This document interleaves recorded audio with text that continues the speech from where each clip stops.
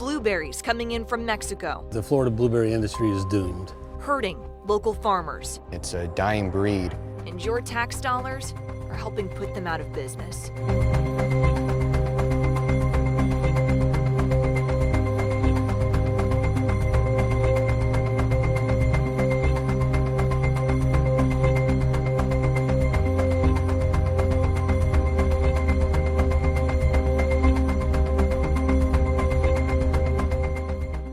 I'm Kylie McGivern with ABC Action News. For decades, the University of Florida has worked to create new types of blueberries to help Florida farmers make a living.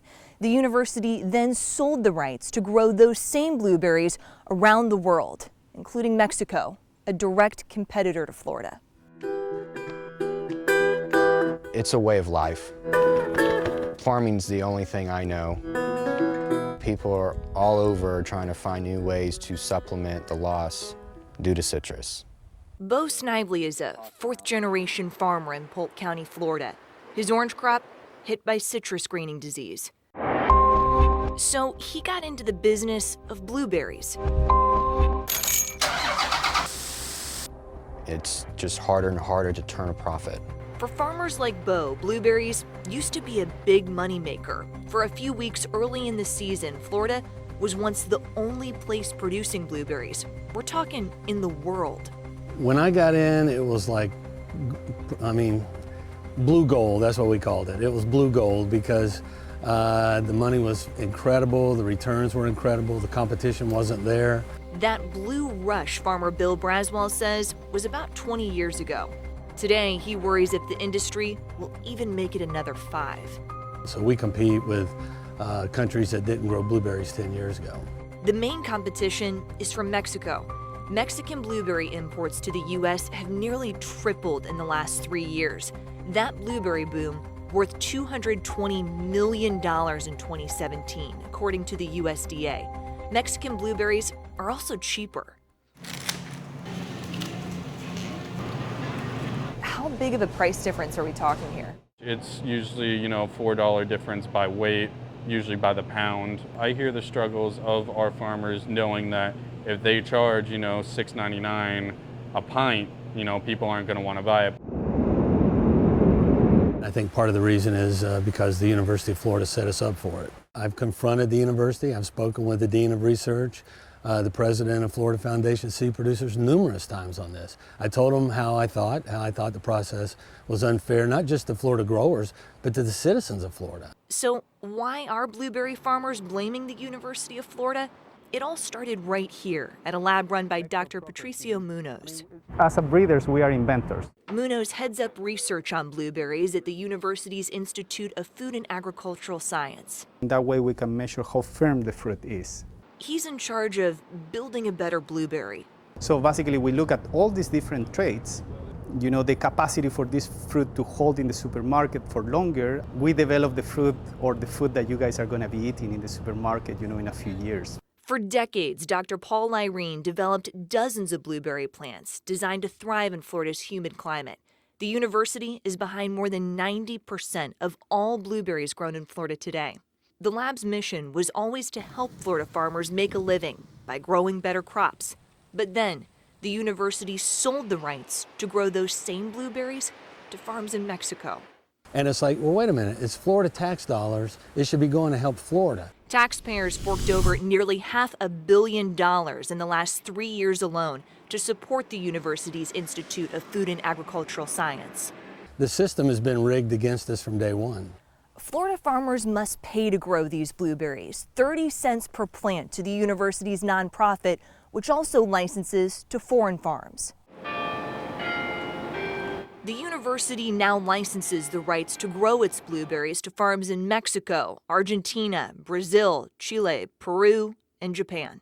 It's the simple fact they couldn't have the vision to see that if they gave it to everybody else in the world, they would turn around and use it against us. We could see it as growers, we knew it would happen, and we just can't compete. John Butenmuller is in charge of the nonprofit deciding who gets to grow the University of Florida blueberries. In a country like Mexico, where we know that there is a potential competitive threat to our Florida industry.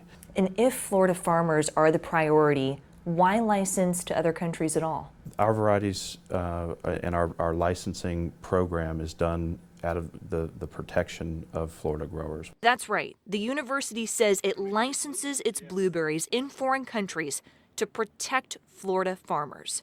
Florida growers are our stakeholders. They're the reason why this research endeavor exists. Okay. And then, sir, if you can count to 5 for me. 1, 2, 3, 4, 5. Well, my title is Senior Vice President of Agriculture and Natural Resources at the University of Florida. Does the university contribute to that competition from Mexico? No, But how do you say that? because it's impossible to stop international theft of plants. You can't stop any country from using it. So we're trying to control it and make money to put back into the industry. The university took in more than $5 million in blueberry royalties last year.